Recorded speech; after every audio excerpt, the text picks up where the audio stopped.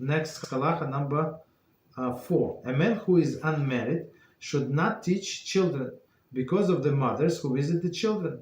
No woman should teach the children because of the fathers who visit the children. Okay. So number 4 from the beginning is commentaries. A man who is unmarried. However, a married man may teach even if his wife is not living with him at present.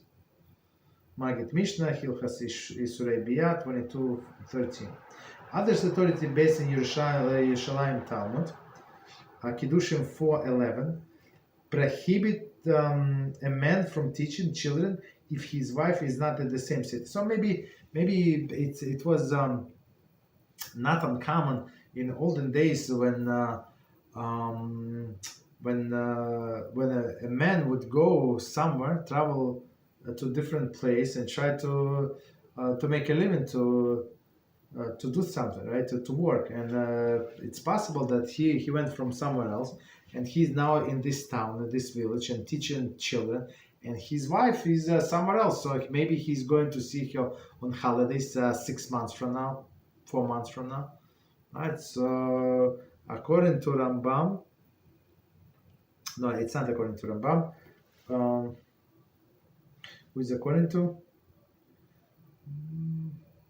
Okay, it's still Rambam, right? So he said even if wife is in another town, there is no problem. So he can still teach because he's coming back. Okay, but otherwise he should not. Why? So a man who is unmarried should not teach children because of the mothers who visit the children. Number 24, lest he be aroused by women. Hilchot Isurei Biyah, same place. And that's it. I mean, the mothers are bored at home.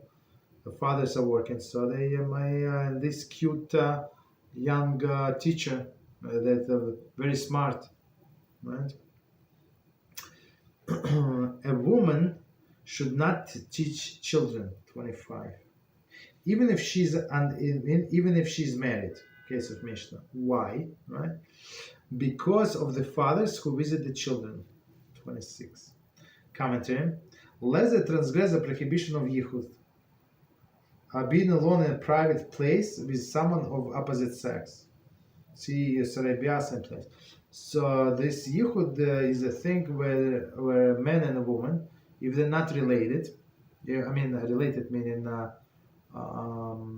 it's his wife, his daughter, or his mother, the granddaughter also, right? So they cannot be in a closed room.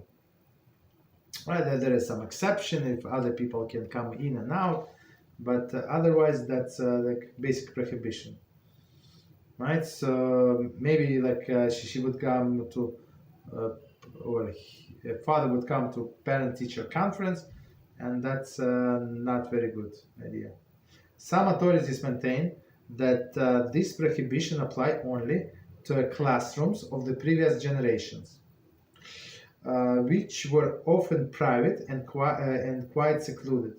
In a contrast, they maintain there is no prohibition existing in today's large schools. However, it is questionable if the conclusion can be reached in view of the text of Hilchot Isurei Biyah. So maybe, so if it's a parent-teacher conference and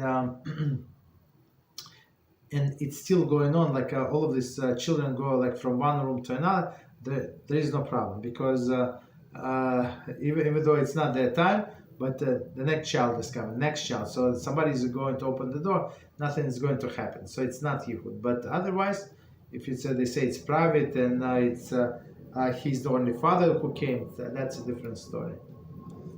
And the same with all our professions, right? So we have to be very mindful of this prohibition.